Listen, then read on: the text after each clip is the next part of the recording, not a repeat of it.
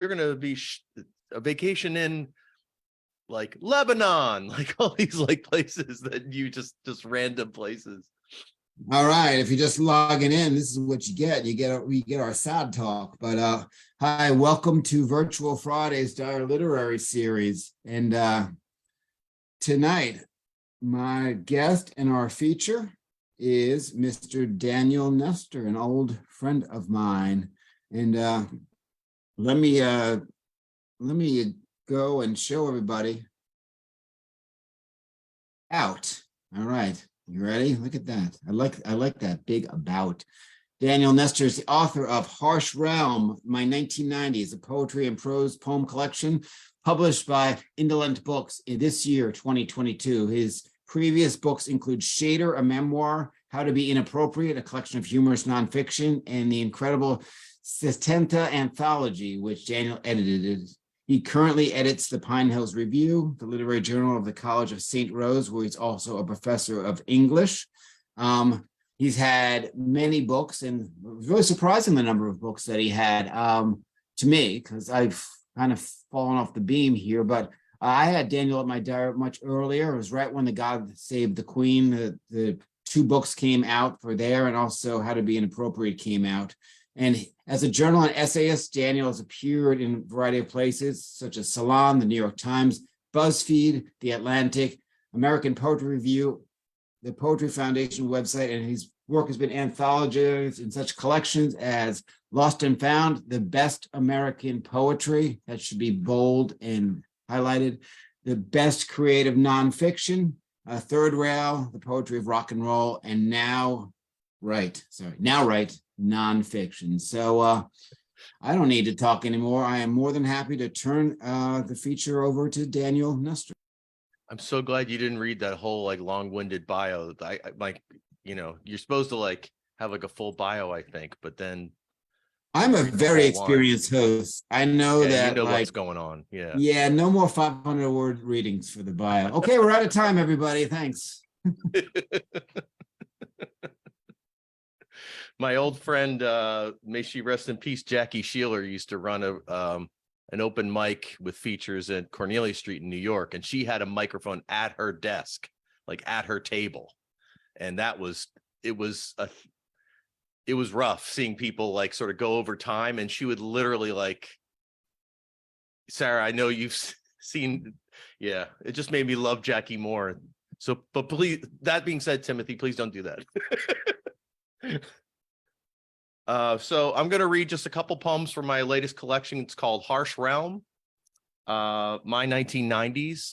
And the title comes from when the New York Times was punked by a receptionist at Sub Pop Caroline Records by coming up with grunge rock slang.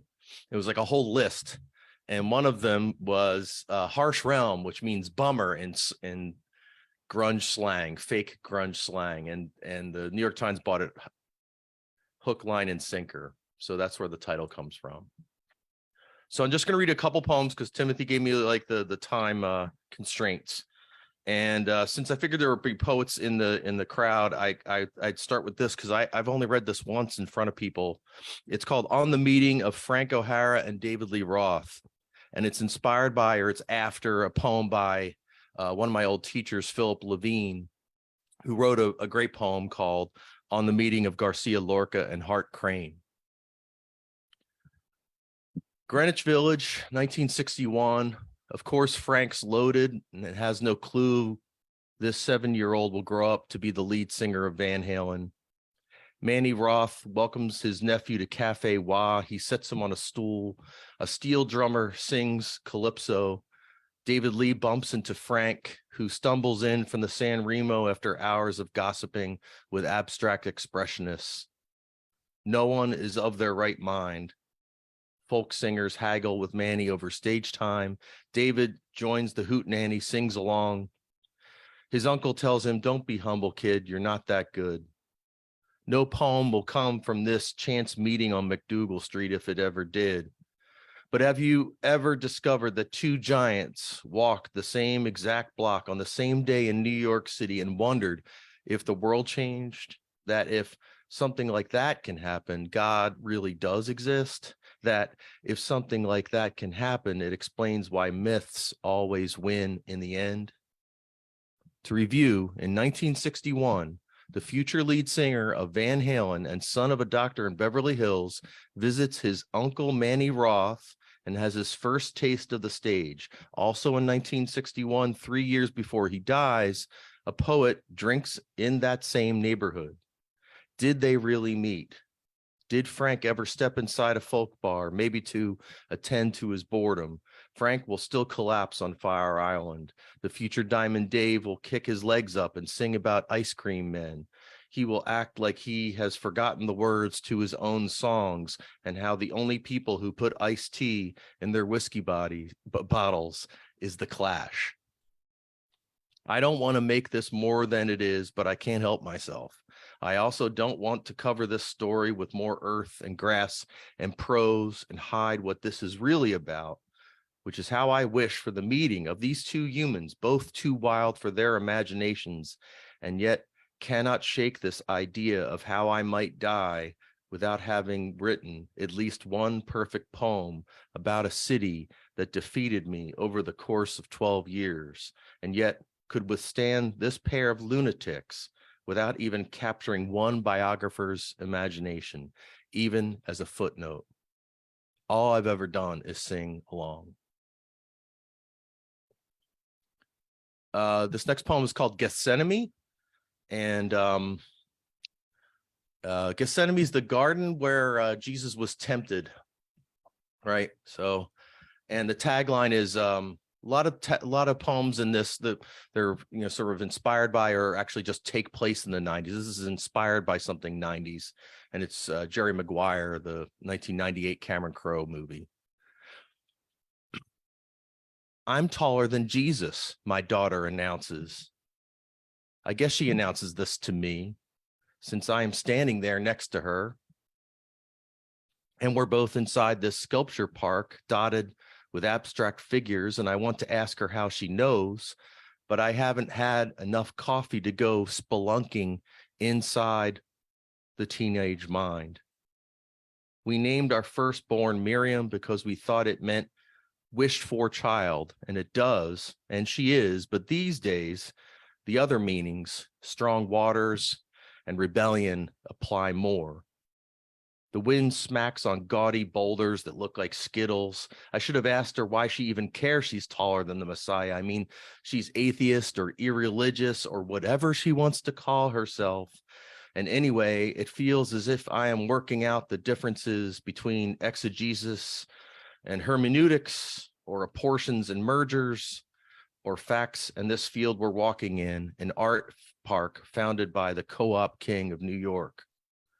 So as we pass an art installation of cartoon clouds held up by a matrix of beams, I can't help but change the subject in my mind and speculate to myself that this 120 acres of art-filled earth is probably one big tax write-off, and those metal effigies of sky might crash down on our heathen torsos if I mention Jesus again. I bet you're taller than Tom Cruise, I say at last. What's a Tom Cruise? She asks me. So I moved to New York in 1994 to go to grad school, hopefully to be adopted by Philip Levine. This did not happen. But then I stupidly worked at NYU as like a low-level secretary. And I guess that's what this is partially about. It's called Lower Broadway Wednesdays, 1997 to 1999. There were Wednesday afternoons. It always seemed to be Wednesdays when I would walk into a public bathroom, an NYU basement, on a break from work at the film department, then Barnes and Nobles or the writer's room on Astor Place, where I would go not to write, but to stare at a cubicle wall and experience silence and cry uncontrollably, sound muffled in my hands, often to the point where my eyes would be bloodshot. I would walk out complaining about my contacts if anyone asked or seemed concerned. Other Wednesdays, I walked to the Bath and Body Works on Lower Broadway to get free samplers of hair gel. And there was always a young guy working there who would strike up conversations with me, never about the hair gels or trying to sell me anything, but just ask friendly questions. It's only now writing this that I realize he may have had a crush on me.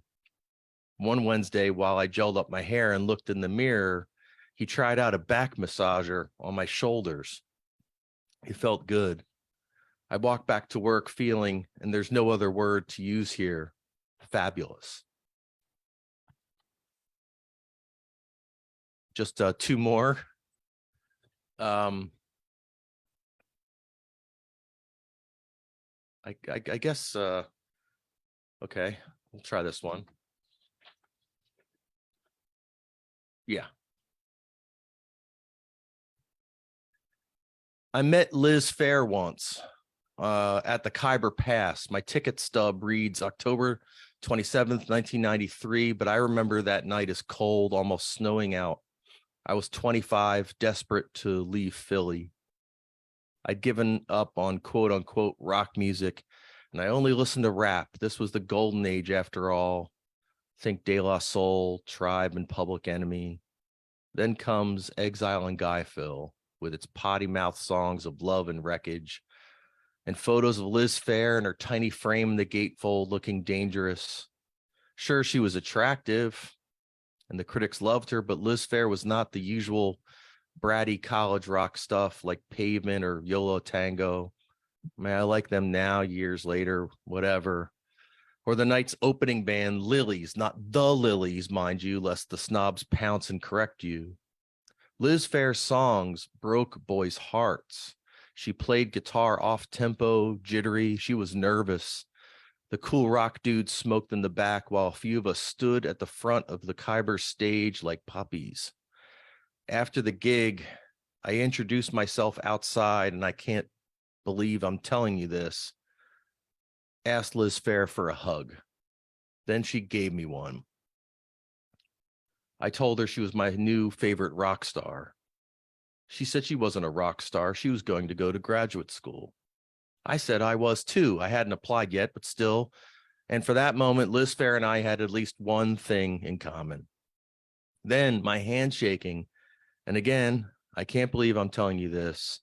I handed her a copy of a chapbook of my poems I'd printed at my temp job. It was an amateur affair, legal paper folded in half widthwise, tall and skinny like my poems were back then, like my body was back then as well. Liz Fair slipped it inside her back jeans pocket and got into the van. 25 years later, writing this and listening to Exile, my ticket stub flies out of the gatefold sleeve, along with a single strand of light brown hair. At first, I thought it was Liz Fair's hair magically reappearing, but realized it was mine from another time. Okay, so it's always, all y'all know this is so weird reading the Zoom because, you know, I don't even get to do the whole, like, could you please not clap in between poems? I don't do that. I just wanted to mention that protocol, which is kind of weird. Oh, but people are using the little hand thing. That's nice. Is there like a middle finger emoji you guys could do? That would be more appropriate. I like how Sarah's looking for one. Sorry, I snorted. Okay, so last but not least, Silent Void of Zoom is this poem.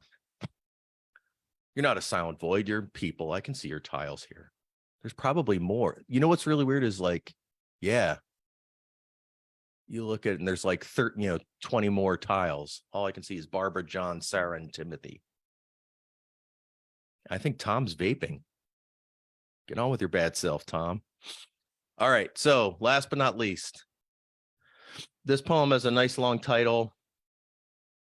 It's called On Realizing Poisons, Every Rose Has Its Thorn, has the same exact chords as the replacements Here Comes a Regular. And it's actually the same as the Dylan song too. Of course, we're always disappointed on some level. And since, of course, we know the opposite of logic is regret, by which we mean the act of regretting, and therefore the prototype of heartache are songs about cowboys who sing sad songs, which is to say, for each brainy kid who flips through Edith Hamilton, there is a freak who looks for certain kinds of danger, but not the usual stuff, to wit, epic snafus or wrecked careers. We're talking about the opposite of bluffing, which is betrayal, by which we mean the act of betraying. And a sad cowboy song will always break you down, irregardless of one's cowboy status, just like the opposite of myth is description, which is to say the act of describing, or why every Greek maiden pulls a double cross, or every poor god gets tied down to a rock or turned into a cow, to which I would add every barfly I've ever met will croon along to Don McLean to drown out a rehash of their fuck-ups, which is to say, short story long, that every barfly to whom I've told a joke says they've heard that joke before, which is to say, the opposite of a poem is just like the ache for one more poem like it. So that's my little set. Thank you for listening. And Thank you, Daniel. And that maybe was chat things. Look at this chat. Oh, don't okay. read the questions, Daniel. I'll get to them because I love all these. Oh, they're questions. Oh, I see. Sorry. So there is a question. This is a two-part question. As a big fan of rock and roll, I'm curious how music influenced your writing. And the second part is that a dumb question? No, no, it's not a dumb question at all. I'm just a music nerd. I say I say to my civilian friends, and you're my poet friends, to the non-writing friends that I feel more comfortable in record stores than bookstores, and it's just the way it is. I just, I think I just feel anxious in bookstores, thinking, God, I can't compete with this. But then I go into a record store, and it just feels different. Your writing is very much based on nostalgia. When you went back to the 90s in this book, there was the Queen book, and then there was Shader, which went back and looked at your father and reflected upon that. So why do you think you write in nostalgia rather than in the present or, God forbid, the future? I mean, I think nostalgia, I think it has a lot to do with me being a Catholic boy or an ex-Catholic boy. That's just one theory I have. The other is, like, I used to say that I'm a collector of experiences, not a experiencer of experiences. It's really hard for me to be present. I don't think I'm alone in that, so it takes a while for me to process stuff, so like after I wrote Shader, which was like 70s, mostly 80s, the 90s came up and it came out as poems. And I was sort of happy about that because I found writing Shader to be really hard. Yeah. With the writing of Shader, I guess, why do you think, and what prevented you from ending up like your dad? Your dad, you mentioned a lot of your creativity you felt came from him. Are these your questions? I made them up myself. Yeah. These are that's a really, I mean, it's been a while since I've talked about Shader, a couple of years. But for those of you who haven't read Shader, my dad was this like Mensa Teamster guy who, in a very like timely way, was really into conspiracy theories. Like, he had copies of None Dare Call It Conspiracy and None Dare Call It Treason. Those are like the OG, sort of the late 50s, early 60s, and he sort of presented like all kinds of conspiracy theories to me, some repeatable and some not. And so, but he was a smart guy. So it was like this kind of, he was the guy who had the books in the house. So, yeah, it was, I often wonder how I didn't turn out like him. I'm just this effete, wimpy professor guy now. I mean, if anything, I just wanted to not, at a certain point, I realized he was full of shit and he actually meant what he said. So as opposed to being, I don't know, I thought he was ironic. I was 13. Like, who the hell believes that Hitler was a cool guy, was what I thought. And then maybe when I was 25, I realized he wasn't. Now, this last book of yours, you're going back to the 90s. Is that fun to go back to the 90s? Is there any painful moments that are expressed in this particular book? Well, if there's anything of like coming across writing about your like childhood and stuff like that, like I read one poem just now about like, basically just like hysterically crying and like in New York. But if anything, it was really it was cool to go back to writing narrative. I just saw like some chat thing talking about different kinds of poetry. Like it was really fun to write narrative poems again, which I guess most of the ones I read just now were like narrative, like little slice of life things. And, I think I wrote this somewhere. It used to be like this huge like schism in poetry land where you're like, oh, do you write narrative poems? You write lyric poems. And like you had to like pick a team. And that's where the lit journal fence comes from, which is like sitting on the fence of those two impulses, right?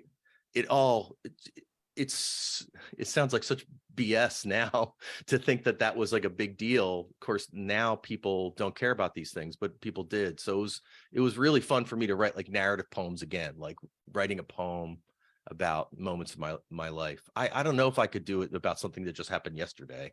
Although I did write that about my daughter.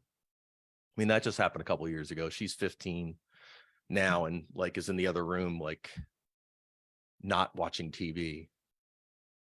So in terms of going back versus nostalgia versus being in the present, so were you more able to write in the present from the years 2016 to 2020, or have you been able to write in the present more? Of course, I'm breaking this into political brackets. Oh yeah, no. 2020 on.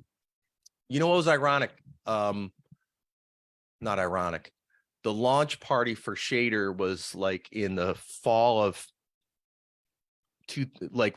just before the 2016 presidential election came underway. And in my blue collar town of Maple Shade, New Jersey, which is where Shader, the title, comes from, there's a lot of Trumpies. And like that really led to like me, where like really having a much different attitude about my hometown. So yeah, I don't know if that really answers your question, but like that's fine. whereas before I was sort of romanticizing my blue collar hometown, if I wrote that 3 years later, I'd be like, there's a lot of people who are full of crap and are hateful racists. I would just call them out even more than I sort of just hinted it. Now, your first books were dedicated to the band Queen. Was there ever a chance that you thought you'd be pigeonholed or people would ask you just for like music poems or music work or books on, say, Deep Purple? You have a Deep Purple book in you. Oh, I would write love Deep Purple.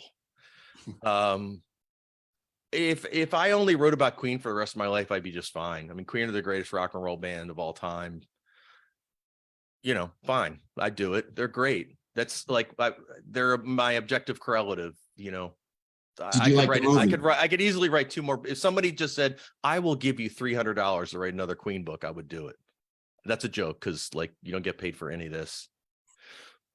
I'd give you $150 and a back rub to write. What did you think of the Queen movie, the Freddie Mercury movie? Did you like it, or did it... I wrote about it. You could Google it. I wrote it for Barrelhouse, this lit journal Barrelhouse, and it was like, I liked the movie. It was better than it had to be, but of course it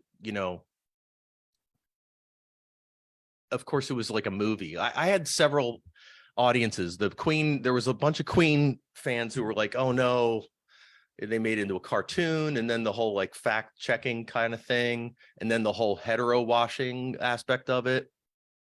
I could see all those complaints about it, but for me it was just amazing to see this movie about a band that I started liking in the early 80s, just when they were kind of becoming so much less popular in the United States. All of a sudden I'm still sort of in shock that happened. that they won Oscars. I still can't believe it.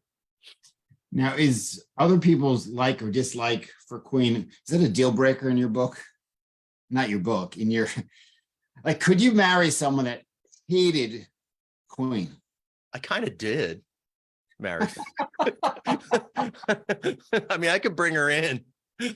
I mean, she's gone to like 2 Queen and Paul Rogers gigs and 3 Queen and Adam Lambert gigs. I drug her to the West End London production of We Will Rock You, that, and a one-man show off Broadway. She's, she has her opinions about Queen. She definitely doesn't love, she loves that I love Queen, which I think is the best way to do it. I really enjoyed another early book of yours, How to Be Inappropriate. So what was this guy? Does he do this with every author? He doesn't. Yeah. He doesn't write. This guy's great, isn't he? Well, what is your what's the most inappropriate thing that you've ever done? And did people during that time ask you to do inappropriate things? Like, hey, there's a cake over there. Why don't you sit on it? A cake. Well, I think that kind of captures the kind of what I meant by inappropriate. I didn't mean like, oh, let's do like racist thing or whatever. Like I wrote a little essay about mooning, and I, like tried to be literary about it, because there's like mooning across in history, like there's Greek mooning and all that sort of stuff. I don't know. There wasn't like any, when I think about that book, I actually also think about an essay I wrote about IVF for the daughter that I wrote about, and how it was just like really, it was like, in these essay collections that are humorous collections, I noticed there were sometimes like serious ones that were towards the back that were maybe funny, but also had a heart to them. So that was one of those ones. And the joke I still bring up is we would go to these IVF clinics, and the first one in Albany, which is where I am now, the sign in the mail room, MALE, where the male would do his thing. I am not bullshitting you. The sign said this room is available on a first come, first served basis. And it still just breaks me up. Like, I don't think it meant it that way. It was more like, if you got to do your specimen, yeah. A little more serious here. You also work and you develop learning goals and teach about adult learning. So quickly, let's do like a speed round. How would you structure learning for someone with adult attention deficit disorder? I'd probably teach the way I teach now, which is like small segments, 3 to 5 minute segments. That's how I teach a college class. What about and online too? How do you adjust or instruct like a learning session for someone right side brain versus someone left side brain dominant? Honestly, I'd have to think about that. I mean, I like to think that I address it now by like being really super practical sometimes, and then like really doing open-ended assignments. One of my favorite assignments is the I Remember Joe Brainerd type writing assignment, which is like super open-ended. And then I might tell them to cross out every adjective and adverb and, make it fight for its survival. So that's like really super, task oriented. I teach a lot of future teachers, grade school teachers, and they're always asking, why am I teaching this way? Which I used to think was annoying, but it actually has really made me a much better teacher. You got another teaching question? I can do it. It's lightning round. I'm sorry. No, we're going to circle back before we end up with Harsh Realm. So Harsh Realm just came out in 20. New book. Is it more difficult to promote a new book now in 2022 than it was, say, in 2010, some of your earlier books? Well, if I ever had like, Stardust or whatever, I don't have it now. I'm older and I'm lame. I'm just happy I have a chance to put out books. I'm just grateful. At this point, I'm so grateful to have books come out, and also just finding people are interested in doing it. So Michael Broder, who's like an old friend from probably like 20 years at this point, asked, what do you have? and I sent him, what became the manuscript for this book. So I just find it, is it hard to promote books? It always has been. It always has been, yeah. And when you set the manuscript for Harsh Realm, did you have it already prepared, or were you piecing it together from maybe poems you've written in the last 10 years, or was it something that you had put together beginning to end, like this is going to be a theme here? I went back. I mean, I hadn't put together a poetry collection in 15 years. So I thought I'd have this whole well to, draw from, but since it was thematic for the 90s, it sort of that sort of narrowed it down. So there's really only maybe 3 or 4 poems that are like older than 5 or 6 years old. And a lot of these were from like maybe the last 2 or 3 years. So, all right. Yeah. So Daniel, I really want to thank you for being here tonight and sharing. Here is Harsh Realm, which you can get a signed copy by going to get a signed copy, and I make you a personalized mix CD, if you remember those from the 90s. Ooh, there you go. That is awesome. And you can find out all about this and more about Daniel on danielnestor.com. There is Shader that we talked about. There is, briefly. I used to be the Sestina editor for McSweeney's for a hot minute. And then that was the hardest book to put out because it was literary permissions is not for the, it's difficult. It's difficult. It depends on the range of cost for permissions is pretty amazing. Now this cover I love. And that's your actual finger there. No, it's not.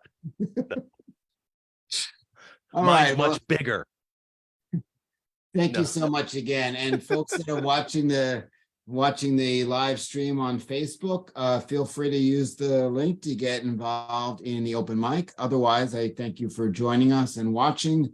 Come back next week, and my guest will be, do I even have it queued up? Yes, I do. My guest will be Anne-Marie O'Connell. So come check it out. Thanks once again, Daniel. Thank you.